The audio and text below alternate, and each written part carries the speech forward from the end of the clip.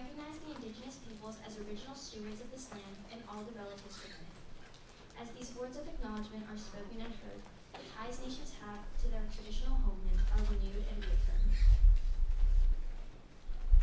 We'll now move on to roll call.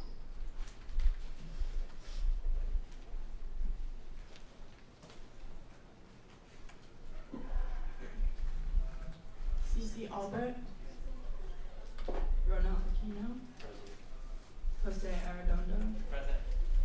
Matea Battenfield, Present. Beckham Arias, Present. Wyatt Boswell, Present. Lexi Boyd, Present. Tatiana Colon, Present. Stella Destino, Present. Eliana Freitas, Dorothy Gordon, Present. Alicia Gupta, Present. Joe Kramer, Present. Cassidy Lalangan, Madeline Leafling, Present. Hope Lowry, Present. Sophina Morgan, Present. Emma Mazalova, Present. Javier Munoz, Present.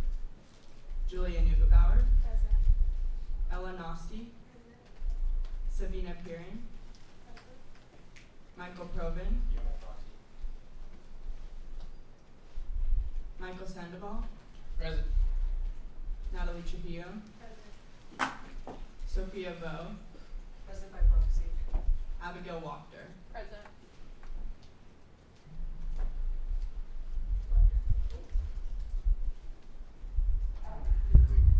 Wonderful. Thank you, Clerk. We will now move on to the approval of the agenda. Mr. Norcha, I move to add thank you. I move to add the approval of new and returning student orgs to the agenda for 10 minutes after the fourth item of new business. Second. there is a motion on the floor to add the approval of new re-registering student organizations to the agenda as the fourth item of new business for 10 minutes. Is there any discussion? If there's no discussion, we will now move forward with a vote. All those in favor, please raise your placards. All those opposed? And any abstentions? Motion passes.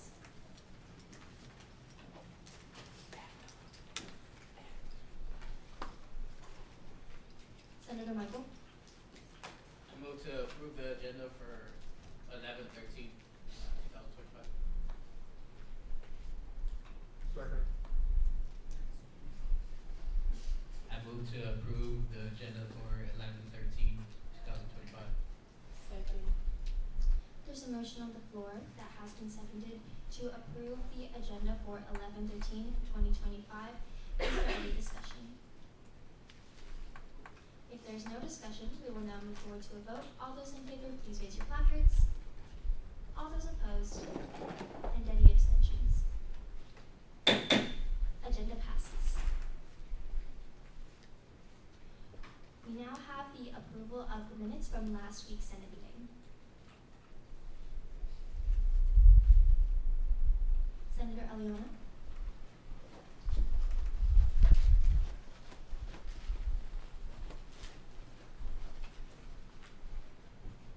I move to approve the minutes from November 6th, 2021. Second. there's a motion on the floor that has been seconded to approve the minutes from 11/6/2025. Is there any discussion? If there's no discussion, we will now move on to a vote. All those in favor, please raise your placards. All those opposed, and any abstentions? Minutes pass. All right, we now have the report from the Speaker of the Senate. Hello, everybody. So, as you saw in my email a couple of weeks ago, I did send out the Senate initiatives sheet for you to all be putting your initiatives in. If you could please put that in there. It's okay if your initiative isn't finalized yet. It's more just a tracker so that we all can see what everybody is doing. Make sure everybody's working on an initiative. Or if you're looking for an initiative still, maybe you can hop along with someone else if you see an initiative that's interesting to you. So please fill that out. I will be checking in with all of you next time we meet. engagement with speakers. I am very proud of the way that we have been engaging with speakers. This is such an inquisitive group, and I love all the questions that we're bringing forward, both personal and especially those from our constituents. And that said, we are going to, moving forward, limit our questions to 2 per turn, just so it's not a barrage of questions at our speaker. If you would like to ask more than 2 questions, you are welcome to after that time with the speaker. Your time with that conversation with the speaker has ended and other people have been given a chance to go. You may raise your placard again to be placed back on step. Additionally, when we are asking questions, so amazing that we are gathering constituent feedback, but I would also like to remind everyone to be mindful of presentation content. If our questions from our constituents have been answered during the presentation, it is okay if you would like to clarify or maybe ask them to reiterate, but maybe acknowledge that that question had been answered in the presentation. It is a better look if you are paying attention and have seen that that question has been answered, so please be mindful of presentation content. Alright, so big announcement, Senate will not be on Thursday next week. We have Senate on Tuesday, 11/18, and this is going to be in the UC Forum 80. This is because this will be our meeting with President Harris. He will be coming along with Vice President Charlotte Johnson, and I believe Dr. Howlett will be coming as well. You see him sometimes there in the public in the back. When President Harris and the team are coming, I highly encourage everyone to please have your name tags, which should have been distributed by today. If you have not, please come talk to me or any of Senate lead and we can see what we can do about that. Please gather input from your constituents. Anything that you might want to bring forward to President Harris at this time, he will have a presentation prepared.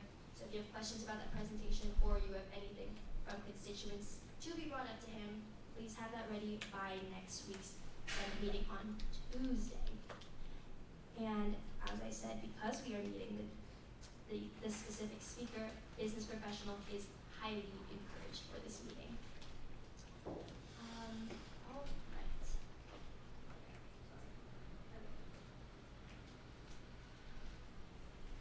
Yes, so minutes for today's meeting and the agenda for next Tuesday's meeting should be sent to you either today or tomorrow, so be on the lookout for that as well. They will not be on Tuesday morning, as that will be too late since that's the day we have our meeting. Last couple of things, to get any items on the agenda, please email me by 5 p.m. on Mondays.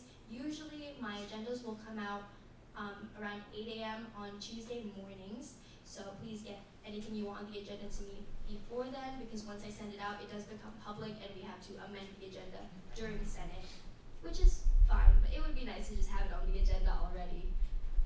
So just be mindful of that date, please. And lastly, just a reminder to email me if you have interest in being clerk of the Senate. If you have any questions about it, please talk to myself or our current clerk, Marjana. And that's all for me. Thank you. We now have reports from the Senate lead team. Hi everyone, happy Thursday.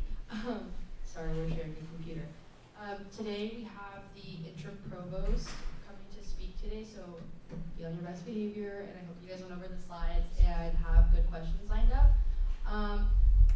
As per last week's Senate, we had the Parking and Mobility Services guy, Sean, come, and I said that we were going to have a Google Doc for questions, and I emailed it out to all of you guys, but no one has questions on it. And there are so many good questions that he wasn't able to answer like on the spot, so please make sure that you're filling that out. I really wanted to get that to him on Friday of last week, so now that it's been a week later, please put those questions on there. It's gonna look horrible if I emailed him saying that we have questions lined up for him and then there's no questions, so please fill that out. Next I have on my slide, or my parts, communication is beyond important. All of us at this point should have our Google Calendar set up, should have our email set up, and like a good routine flowing. There's no excuse for not answering an email, not saying yes to an invitation or no to an invitation, and communicating. And if you do have things going on, please communicate. And also, as Speaker Bree touched on, Chairs, coordinators, and the exec, you guys will be getting your slides tomorrow, so make sure you have that filled out at least by Monday, and then the rest of Senate will be receiving the slides on Monday. That's it for me as usual. That's my email. If you have any questions, recommendations, anything, please let me know. Thank you. I've attached 2 links on my slide if you want to look at that. The first one is if you want funding for any upcoming initiatives, we still have $5,000 to fund your initiatives for this semester, and we really want to use every dollar of that. So please request funds. And then the second link is the Senate initiative sheet that Bree already mentioned. This one everyone needs to fill out, even if you're not requesting funding. You just need to let us know what you're working on, and that's it. So yeah, let me know if you need anything.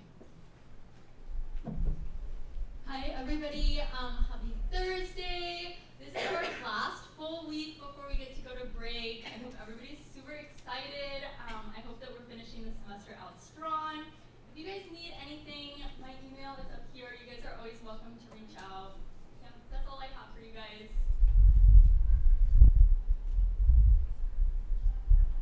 Thank you, Senator Lee. We will now move on to new business. And our first item of new business today is the confirmation of ASG Senator appointments. These candidates have undergone an interview process similar to what some of you may have gone through, and through the interview team have been approved to join us here at Senate. They have been appointed. We now just need a confirmation vote from the Senate. Senator Leno.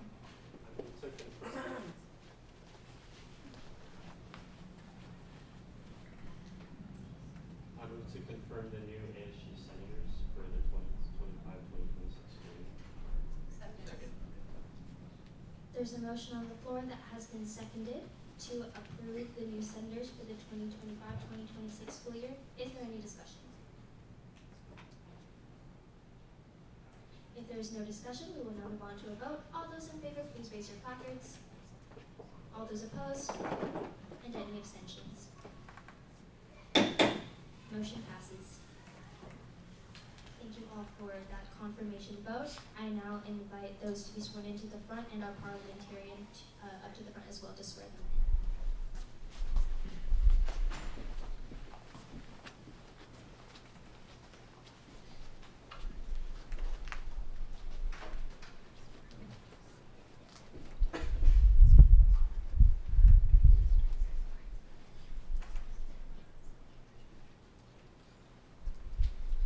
The members of the Associated Student Government of the University of San Diego shall adhere to the highest ethical standards. They shall exercise judgment which are fair, consistent, and equitable. They shall do everything they can to strive for excellence in their goals, adhere to the Constitution and bylaws of the Associated Student Government, and work to achieve the mission of the University of San Diego. I will invite all newly elected and appointed Associated Student Government leaders by branch to come to the front of the room and be officially sworn in.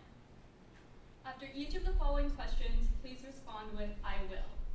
Will you demonstrate loyalty to the mission and goals of the Associated Student Government and the University of San Diego?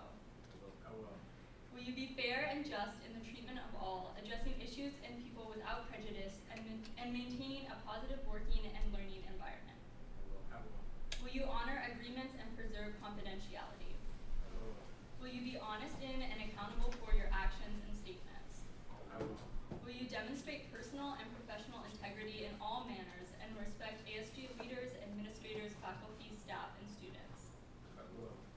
Incoming officers, please raise your right hand and repeat after me. I do solemnly promise and swear I do solemnly promise and swear to support and maintain to support and maintain the Constitution of the Associated Student Government of the University of San Diego. the Constitution of the University. The Constitution of the Associated Student Government The Constitution of the Associated Student Government of the University of San Diego. of the University of San Diego. That I will seek to meet student needs, That I seek to meet student needs, enhance the quality of education, enhance the quality of education, represent and serve the student body, represent and serve the student my ability, I will faithfully execute I will faithfully execute the duties of the office upon which I am about to enter. the duties of the office in which I'm about to enter. You are now sworn in. Everyone, please join me in welcoming our 23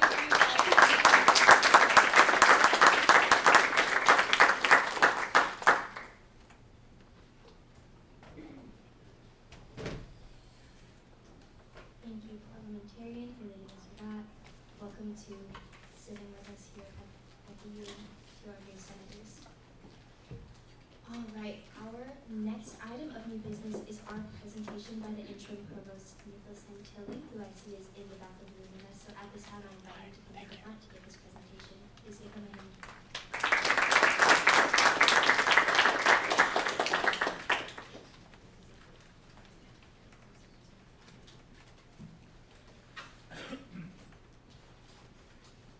Good afternoon. Good afternoon, everyone. Can you hear me with this? Can you? Okay, great. I want to thank you for the time, really. I know you're busy in a lot of ways, and thank you for finding room for me on your agenda. So I'm here to talk a little bit about what is it that I do. Since I've met students since I've arrived at the 1st of August, and tell them I'm the interim provost, and I get a puzzled look with the next thing I typically say is, well, you're probably thinking about, well, what does a provost do? And so I'm here to tell you a little bit about that, a little bit about myself and what brought me here, how I came to the University of San Diego, and my time here so far, and what it really means to be an interim. So I'm not going to be the permanent provost. I was semi-retired before I joined the institution this summer at President Harris's request, and I will stay for as long as needed until a new provost is named and appropriately onboarded, and the president has asked me to stick around through that process.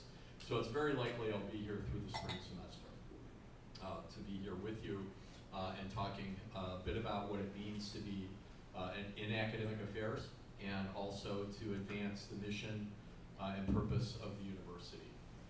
I am not wholly unfamiliar, I just can't stand still. I'm not wholly unfamiliar with the University of San Diego. I actually have known Dr. Harris since we were undergraduates together at the University of Toledo. He and I go back a long way, and in fact our wives as well. All four of us are graduates of the University of Toledo. Our wives knew each other before Dr. Harris and I did. They lived on the same floor in the residence hall, 2 doors down from each other.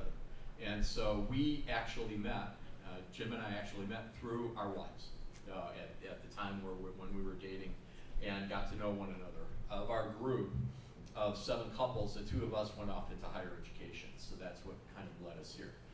I've been visiting USD for the past 5 or 6 years. I was here when Dr. Harris was installed as president, so I know USD.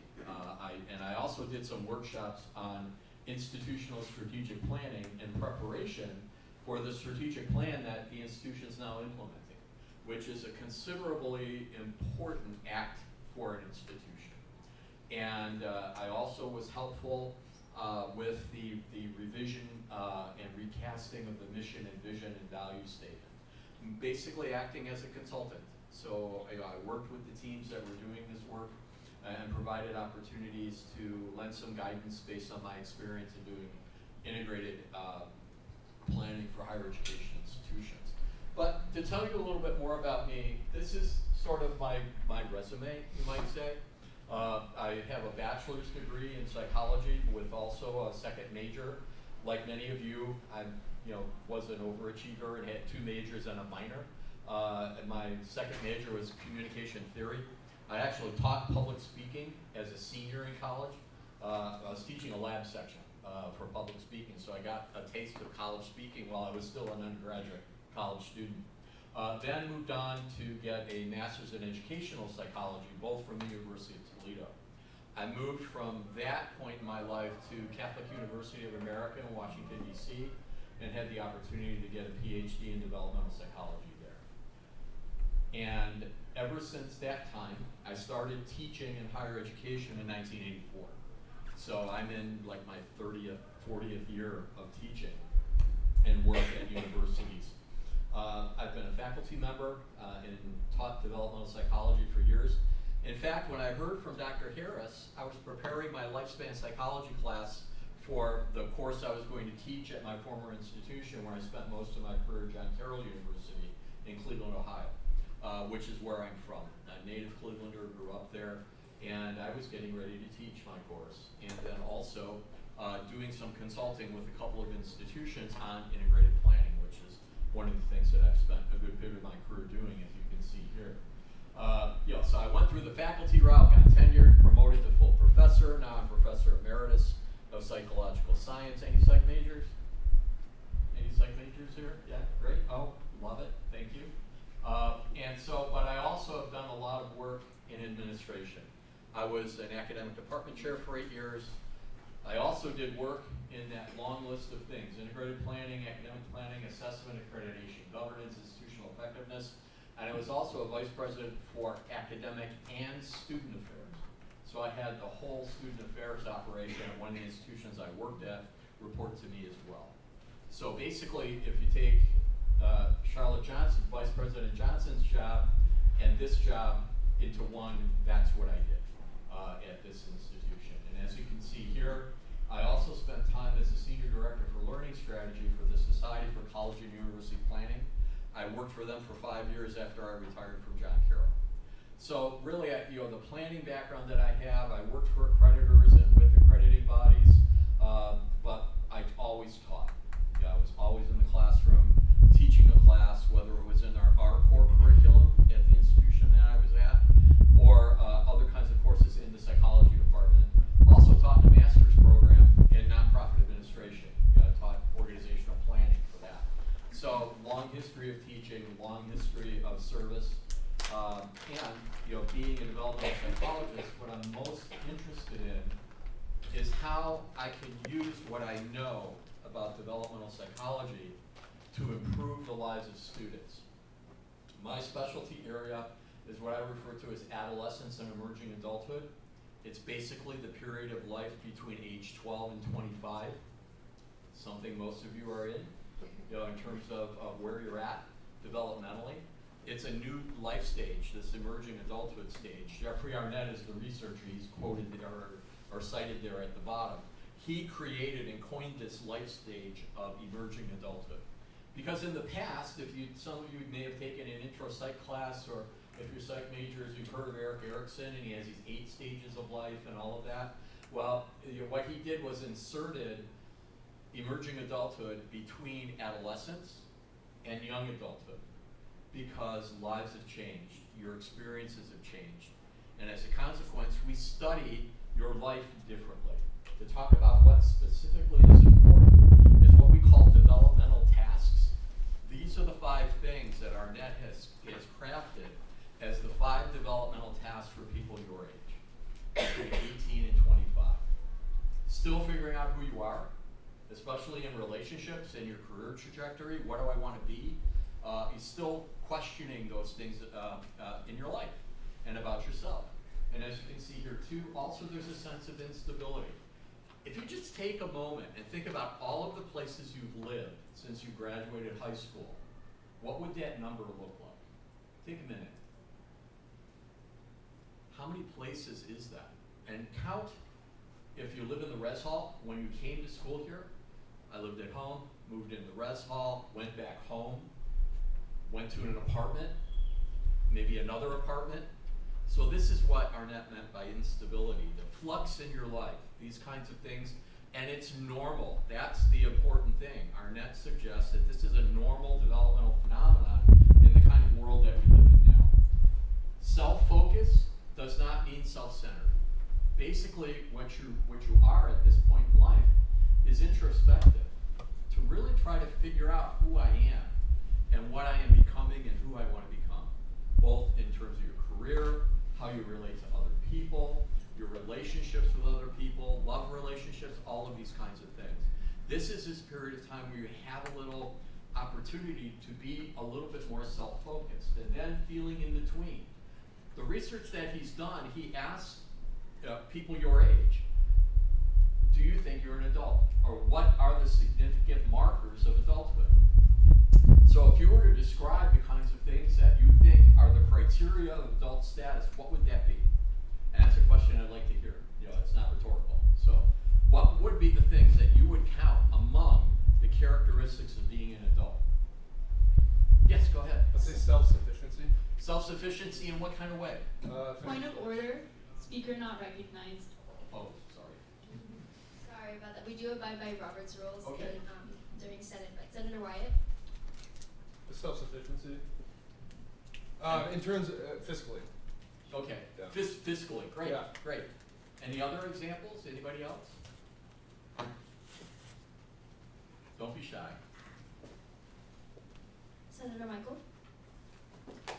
For me, it's feel like being on your own, being independent, really, not having your family around. Yeah, so a degree of independence, fiscal independence in some ways, not being dependent or being actually Arnett talks about it as being semi-dependent.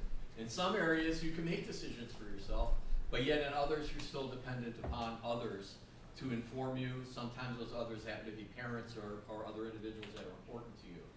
So in the interest of time, I just wanted you to start sort of thinking about what separates, you know, an individual in young adulthood from emerging adulthood from being a teenager. You know, and so these are the kinds of things that Arnett described. And then finally, this age of possibilities. How many of you are still in the major you thought you were majoring in when you came to school here? How many of you have changed majors since you've arrived? This is this age of possibilities that he's referring to here. And so the real key thing is that this is normal. It's a normal developmental experience because you come to college and you begin to experience things that you may have not have experienced before, and you're the open door of more possibilities in your life. And what you need to do at this point, and this is where self-focus helps, is to discern what direction you want to take in your life. I started out in pre-med. That lasted 2 quarters because chemistry and I didn't get along. And I ended up in psychology. And I bounced around in psychology until I landed in developmental psych. I thought I was going to go off into school psychology, actually. But it's one of the things you do, and it's normal, and it's sort of expected. So you know, it's really an important thing to give yourself some grace.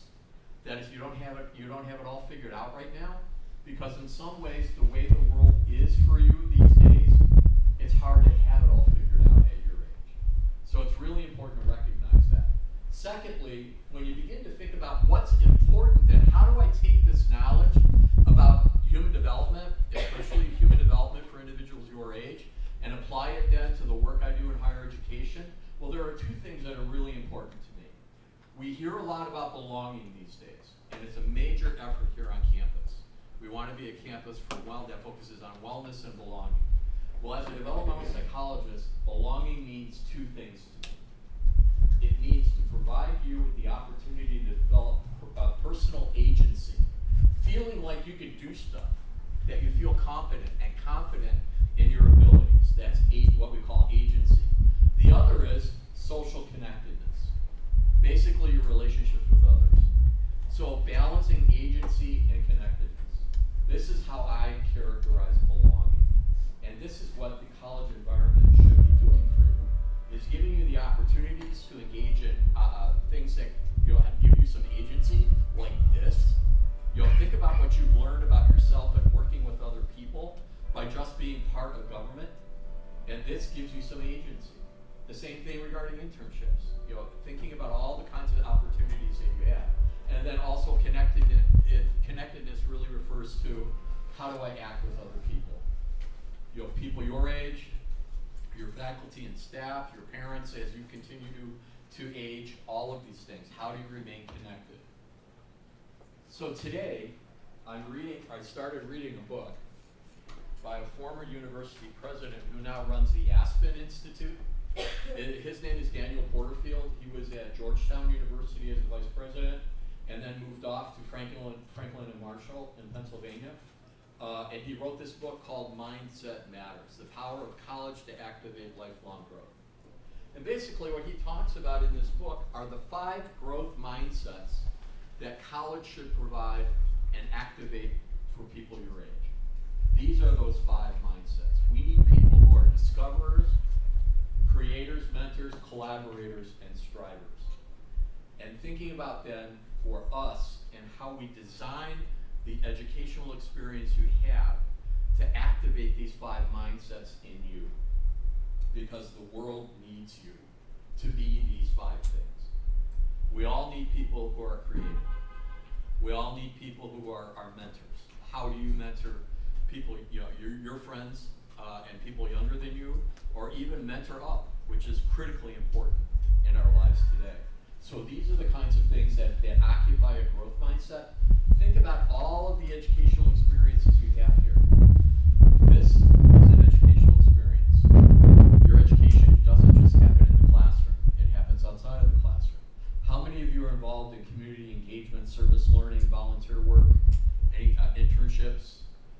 High impact, we call those high impact educational practices. Undergraduate research, all of it stimulates these 5 mindsets to help prepare you to carry these mindsets into your future so that you can live the life you imagine for yourself. So, one of the other things that drives the work I do is what I value. And these are the things that brought me here and why I'm committed. I've spent 30 years in Catholic higher education. It's been my life in my career. This is my 3rd Catholic institution now that I work for. Worked for the Sisters of Notre Dame in Cleveland, Ohio. I worked for a Jesuit school in Cleveland, Ohio, and now I'm here for as long as the president needs me. But that's one of the things that's critically important to me because Catholic social teaching and the Catholic intellectual tradition anchor the work that I do and my perspective about what college is and what it could be. The second thing is you see here, which is really important, is an institution's mission, vision, values, and strategic plan.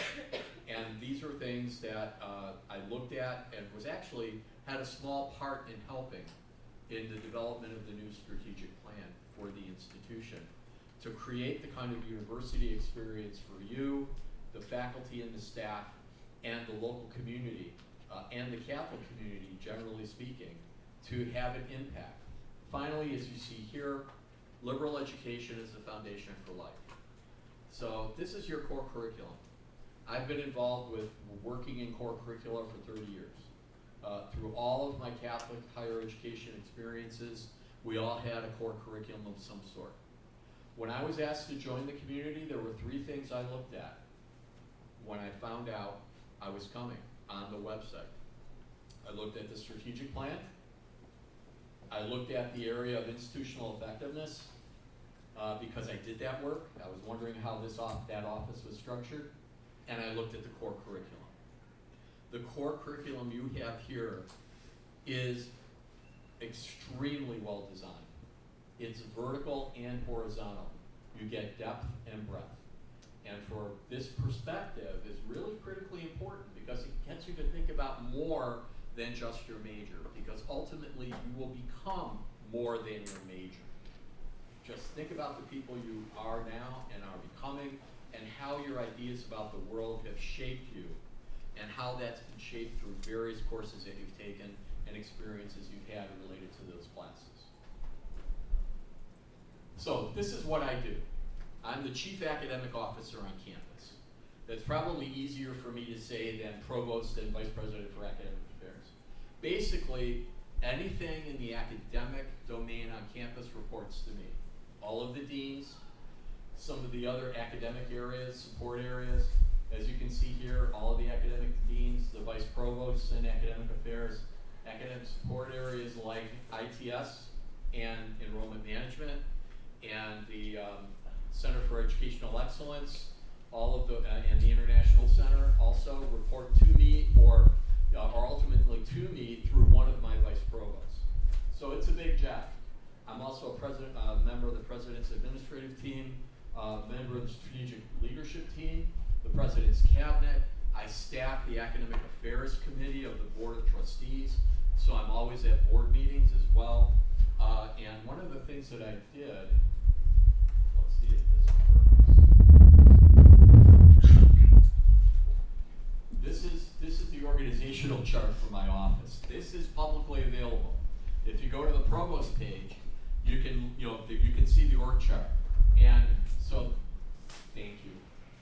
This is everything that I'm responsible for.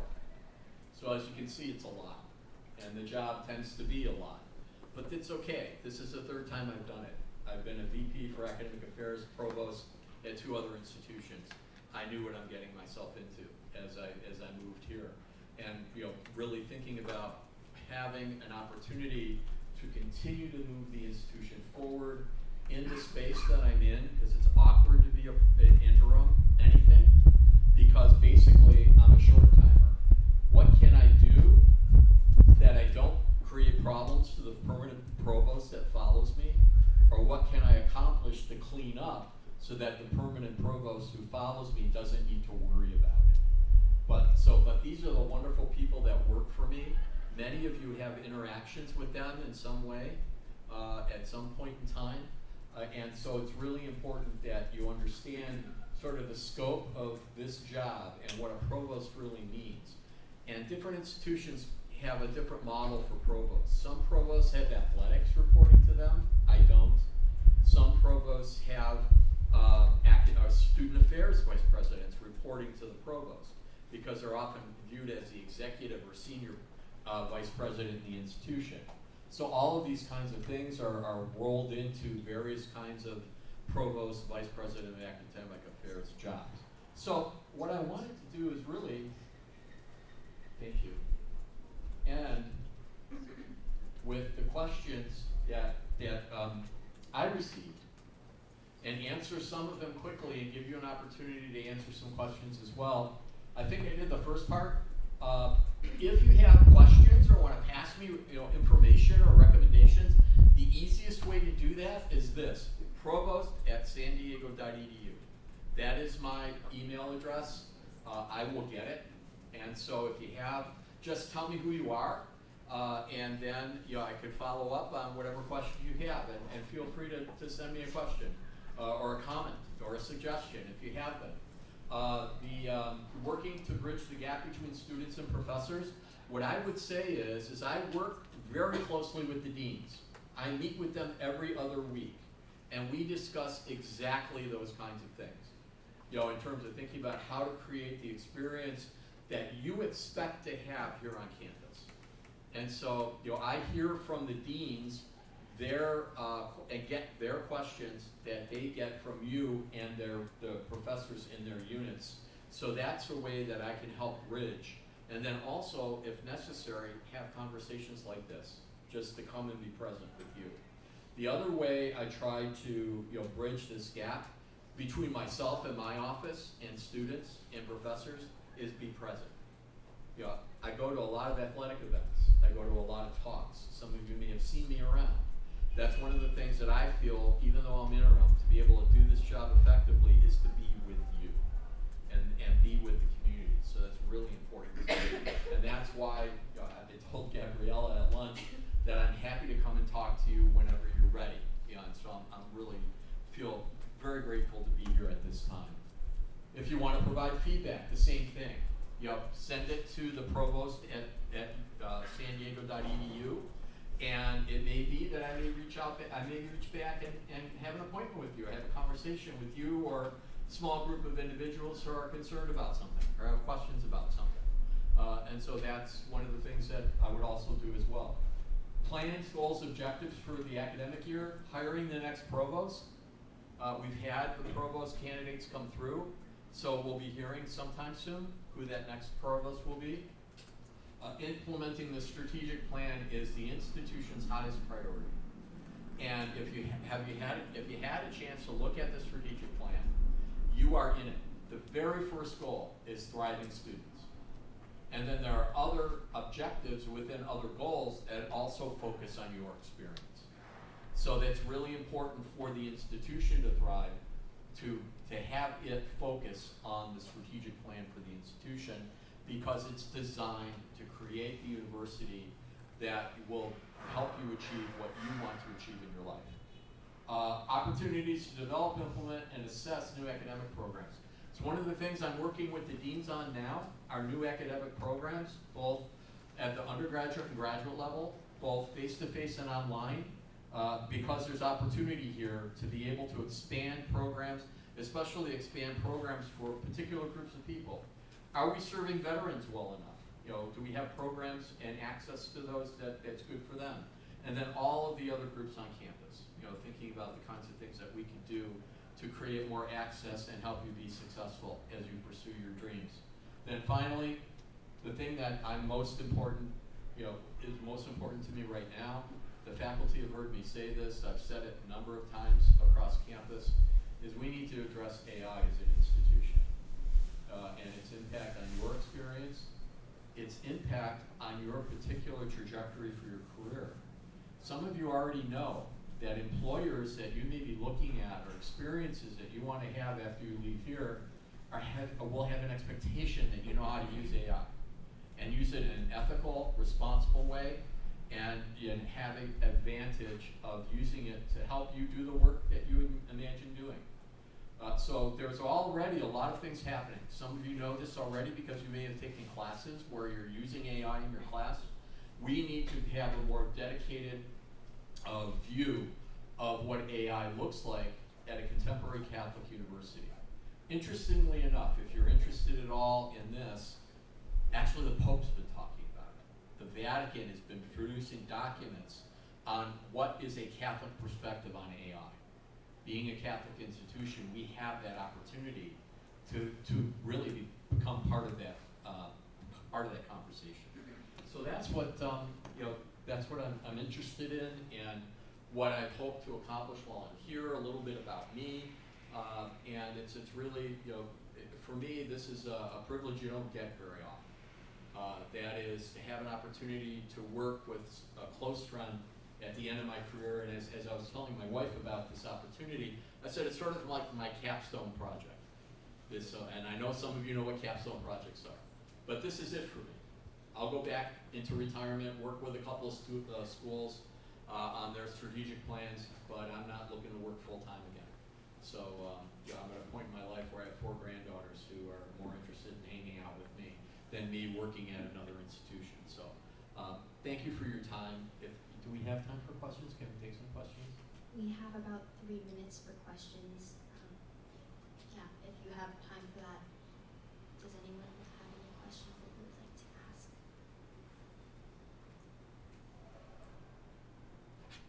Senator Michael? I don't have a question, just more of a comment. I have a question, just more of a comment. First of all, thank you, sir, for coming in and addressing us. I do have a few questions, but I think I'll just email them over to you before you get a further in-depth conversation about it. But again, thank you, sir, for coming and addressing yourself to us. Great. No, thank you very much. Thanks. And I know I've been where you're at in a meeting or at an event, and people say, well, does anybody have any questions? And I'm sorry I didn't leave more time, but I have 12 questions as I'm walking out the door, and I wonder what am I going to do about those questions I have? You know where to send them. It's simple. Provost at sandiego.edu. Okay. Thank you. Thanks.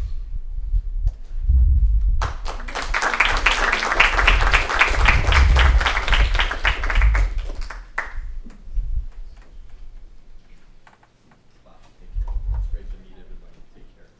Bye. Hopefully I'll see you at the women's basketball game today. Oh, really? You don't want side of town? East? Oh, yeah. I get several students. I've been advising for Poland. All right. Yeah. We will now move to the next item of the business, which is the approval of new Bye, everybody. and Take care. student boards. So at this time, I invite the student board committee to present those boards for approval.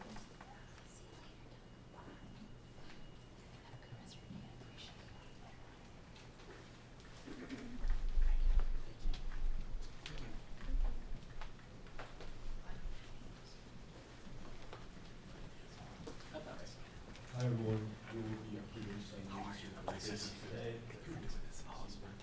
The organizations listed have completed the youth club registration process and have completed all necessary steps regarding registration. The next step, working on the student board committee meeting, and the committee approved these organizations for re-registration. We only have one today. This is with the Holistic Health and Wellness Club. Their mission is to encourage students to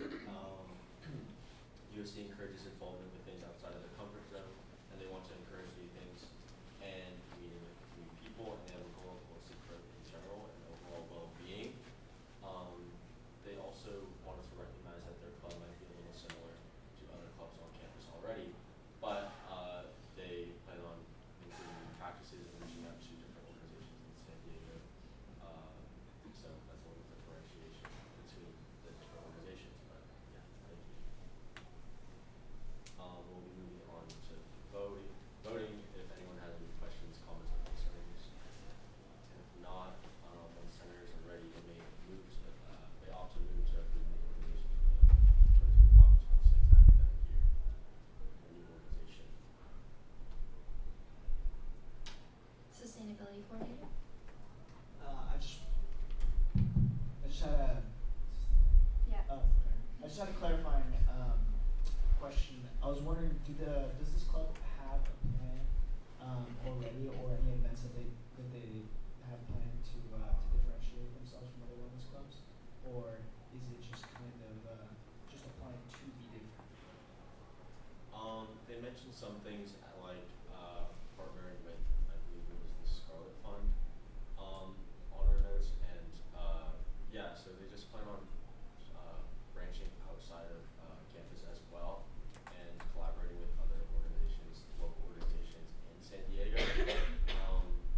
Other clubs might, or clubs like this might do that already, but they want to be creative. They're partnering with new organizations, highlight new opportunities for students to get involved with, and stuff like that, if that clarifies the question.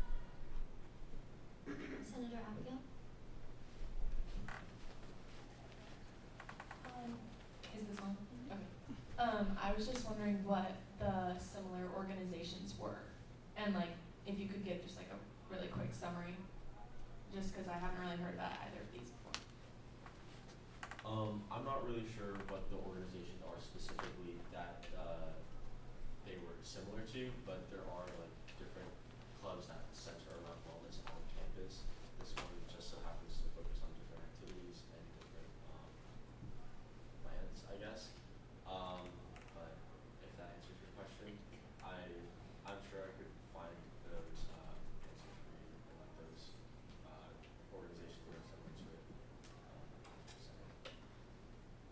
Senator White. I think part of it is like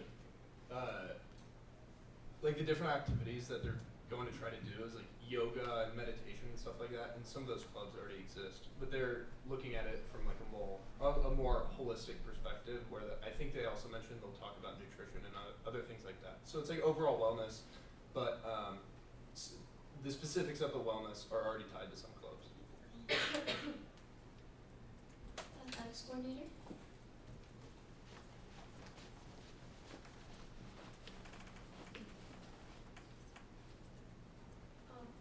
I move to approve the new organizations for the 2025-26 academic year. Second. There's a motion on the floor that has been seconded to approve the new organization for the 2025-2026 school year. Is there any further discussion? If there is no further discussion, we will now move on to a vote. All those in favor, please raise your placards. All those opposed? And any abstentions? Motion passes. Thank you, Student Chair. Thank you.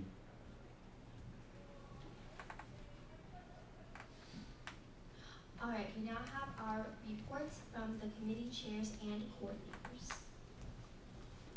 Okay, hi everybody. Hi everybody, I hope everybody's doing well. Some updates from the academics committee. We are very happy that the funding request we put in for Copley Library's 24/7 finals was approved, and so right now I've been communicating with the dean of the library, Dean Gong, in making sure the library receives reimbursement for all of the supplies that they buy for that. So yeah, more information closer to finals. We'll definitely be promoting that a lot. We have set a date for a pre-finals tabling we're going to be doing about like giving students information on all the academic resources available on campus to help them as they're preparing for finals. So that's going to be Tuesday, December 9th during dead hours on the patio that's right between the business school and the library. And that is something that I will be adding to the Senate Google Calendar, and we're going to be hashing out the details in the coming weeks on that. But the EVR was submitted and that's all set. And we have an academics committee meeting later today. Dean Gong will be joining us to present on open education resources and how we as a committee can advocate for professors to adopt those. And then we have academic grants meetings tonight and next Thursday, and we're going to be reviewing a bunch of applications and allocating funding to the different various students. And we have a few other initiatives in the works, such as priority registration, study rooms, and printers. So a lot going on. Any questions, concerns, suggestions, feel free to email me. And that's all for us.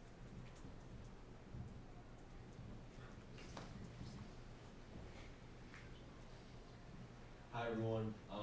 Happy almost Friday, almost weekend, aka Thursday. So as you guys know, we've been approving the new / returning student organizations, and they've been slowing down the organizations that need to be approved. I believe like last Senate was we did like 15. So if you're curious about what organizations we will be inviting up this upcoming committee meeting, they are on the bottom right there, right underneath that dancing turkey. So we've also started, we've been busy as a committee, mostly just focusing on approving student organizations, new and returning. But we've been really trying to hit on brainstorming committee initiatives, and we've been reviewing past initiatives, and we're also like maybe like to connect with maybe some ASG veterans or people on the lead team that like have experience with this committee specific initiative. And like, but we kind of made a general idea about centering around further transparency and how we can make navigating like the whole student organization registration process way simpler, because I feel like a lot of student organizations might not know exactly what's going on and like what to do and what steps that they need to take. And that's really it that we've been focusing on. I do want a quick shout out for like Idea Committee, and we're working on the ROTC priority registration. From what I've heard, a lot of people are really excited about it. So thank you.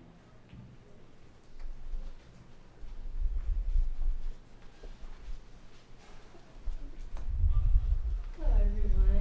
Thank you Beckham, because what we've been working on recently is actually we just sent out the Google form to basically those that like advise ROTC, and they're able to approve the form first and then send it out to all the students. So we got that sent out and we've received a lot of results already. That was actually sent out yesterday, and it's been really good. Like we're currently awaiting responses, and then we're gathering the next steps for like what the process is gonna look like, and then in the timely manner we're looking at like what time can this actually be done, and like seeping into next semester.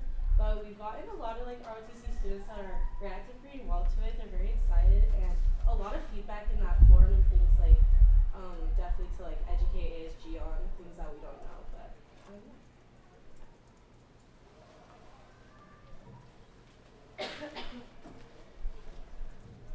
Hi guys, happy Thursday. There's a little Snoopy dance on the side. There's kind of a lot going on, but I'll just like quickly go over everything. We're exploring de-stress and wellness touch points between class hours just as like a new initiative. First, Mental Health Monday is next week. It's gonna be yoga at Garden of the Seas. That's being headed by CC. Considering monthly USD hotspots like Spirit Days, where you wear USD merch with like maybe a small giveaway. We're planning to poll the students about campus lighting and safety concerns, specifically the West parking structure, about adding cameras there and maybe more lighting, as well as awareness and mental health resources, including timely care and counseling access. And then we received a email about the wellness center music, so we're polling about that. We're gonna send out a QR code and post it up in some different areas to see if other people are having that problem as well. I've linked the Google form down there if any of you guys would like to give it out to people. And then Thanksgiving airport lift codes were approved, and that will be getting posted up. I'm trying to think when Thanksgiving is. Probably this weekend or next week. And then we're also looking at winter break tram and / lift codes. We're thinking about which one we want to do, and if we're collaborating with parking and mobility services on that. Hi everyone, so this week, just to recap, I met with Manda, and then I also met with Kara with Eliana. We talked a lot about the upcoming tailgate that's coming up on December 9th, less than a month away. It's on a Tuesday, just so you guys know. And then it's gonna be lots of fun. We're gonna have face paint, poster making, cornhole, cup pong. If you have any other games you wanna suggest, I'm more than happy to hear those. And it's gonna take place on the Egan Plaza, and then the like downstairs portion of the football field, just that little like patio area. We're experimenting a little bit to see if it takes the ease off of people not feeling like they're being stared at while they're at these tailgates. But it's gonna start. We're planning a 4:30 start time, and once again, that's Tuesday, December 9th. Put it in your calendar. And if you have any questions or suggestions, you are always free to email me.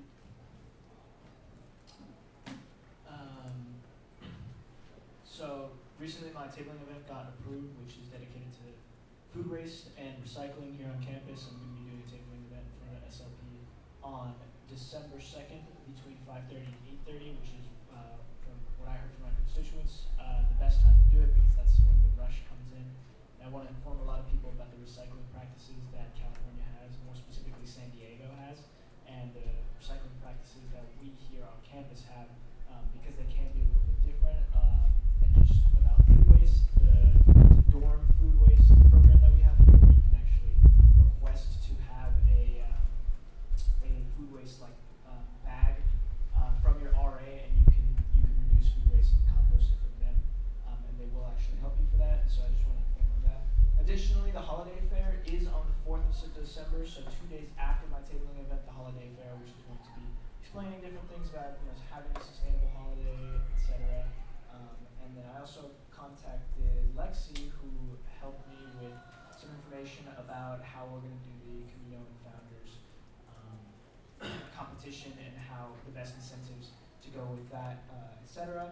And so overall, right now I just want to collect some data and see how well people are doing with their sustainability, and if people are really living to it, or if it's something that people are choosing to sort of go forward with, and just some basic information to help where media coverage needs to be with sustainability specifically, because gauging at the previous tabling event that we did with the SLC, it didn't seem like a whole lot of people were aware or informed, and so that's something that I need to collect data points and go forward with. So, thank you.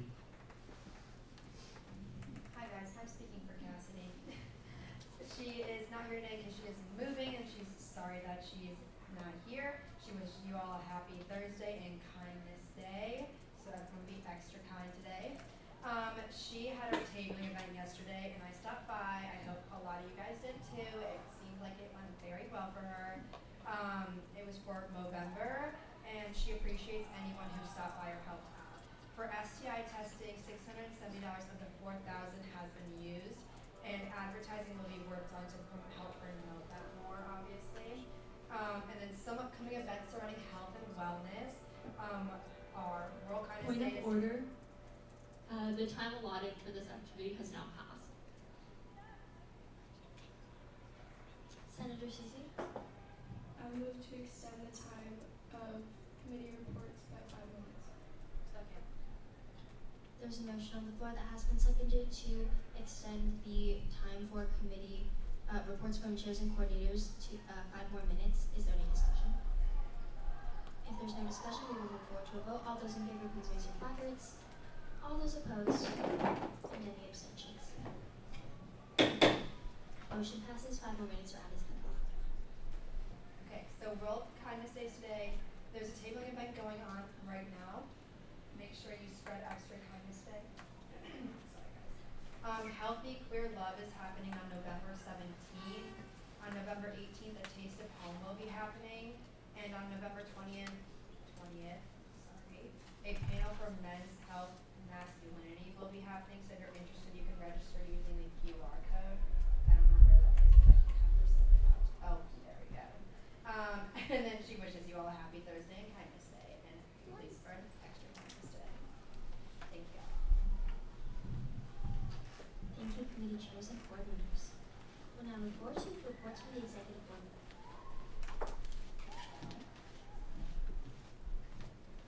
Okay. Hello, everyone. I'm currently in the process of interviewing for the finance chair with the rest of my executive board team, so hopefully there will be updates on that soon.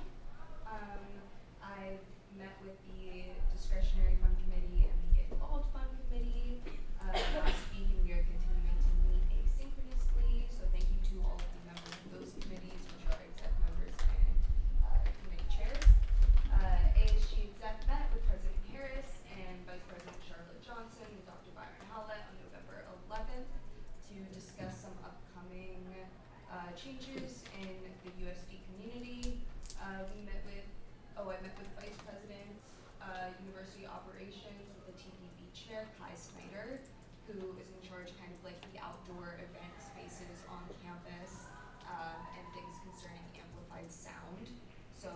great to get into contact with him, in accordance with Josephine, to be able to discuss events and planning events in the future for not only ASG but other student boards.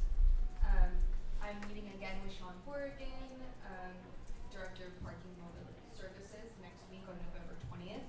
So, re-emphasizing what Natalie, or what our speaker pro tem said at the beginning here, get your questions on that Google Sheet.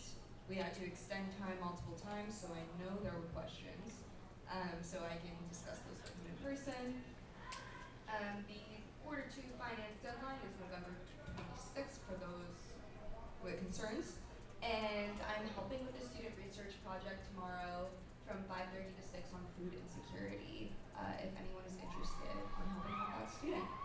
And then my last thing is wash your hands. Everyone's getting sick and there's diseases going around. So please be cognizant, especially if you're living in dorms or shared spaces, of, or you're using shared utensils or anything, wash your hands. Okay, email me with any questions, comments, or concerns. And I went kayaking this weekend. That's all. Oh, and then, as you may see, not a lot of exec is here, so don't worry, I'm gonna switch it off to Isabel. I won't get too annoying. So Caitlin, our vice president, her updates are she's currently at the core curriculum committee. Happy 2 weeks until break. You got this. So she had her first academic grants meeting today. Academic grants, some information. We received 30 applications. If you are a member of academics committee, please review the academic grant bylaws. Before the grant committee meetings, academic grant committee meetings are November 13th and 20th from 6:30 to 8:30 p.m. in the Learning Commons. Next is updates from our Chief Justice. She's currently on the Torero Trek, which is a great networking opportunity. Judicial interpretation for the ASG president regarding line of succession for the finance committee chair. If for quarter 2 budget reports is something that judicial branch worked on this week, so she linked the decision there.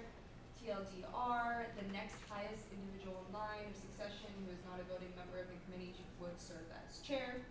Her and her team are currently working on revising the first draft of the spring election timeline, apportioning Senate for the 26-27 academic year, and continuing edits on judicial branch bylaws.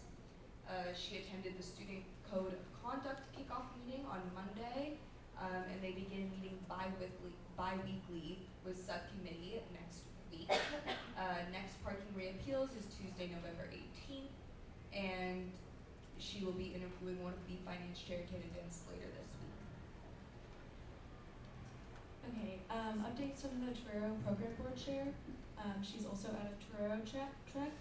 If you want to get Wicked 2 tickets, you can fill out a form in the link in the TPD Instagram. The midterm Dearest and Civic Circus are happening next week. And be on the lookout for an email from Nora Krebs for Senator Volunteers President Wonderland. Okay, updates from me. So I reached out to the USD Vista about writing an article about the ITS presentation from 2 Senates ago. I'm still waiting for a response from them, so I'll keep you guys updated about that. And I still need at least one person from each Senate committee to join my marketing committee. Is anyone interested? And if you are, can you please raise your hand and get numbers?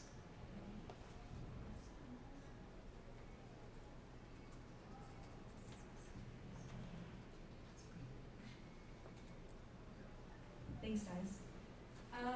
Thank you everyone who's been sending me flyers to review. I'm working on getting a marketing request form created, so for now you can just continue sending those to my email. But if you send those to my email, please put the link to the Canva so I can view it and edit on there. It's just easier to look on there than a PDF. That's it for me. Thanks, guys. And then updates from the Chief of Staff. Happy Thursday. Please respond to the GCAL invite for team bonding.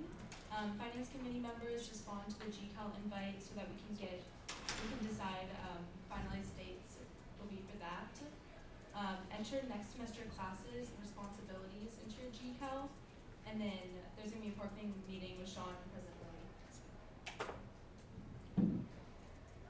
To executive board. Alright, we now move to the last item of business, which is the final business and the hearing of the public. At this time, any senator may take from the table any motion previously laid on the table in the week before or present urgent business. Any member of the public may voice any concerns to the assembly on non-agenda items. Senator Wyatt? When we have a speaker, can we get rid of Robert's rules? We can talk with Senate after that. Thank you. Senator Benson? There's a motion on the floor to adjourn Senate. We will now move forward to a vote. All those in favor, please raise your placards. All those opposed?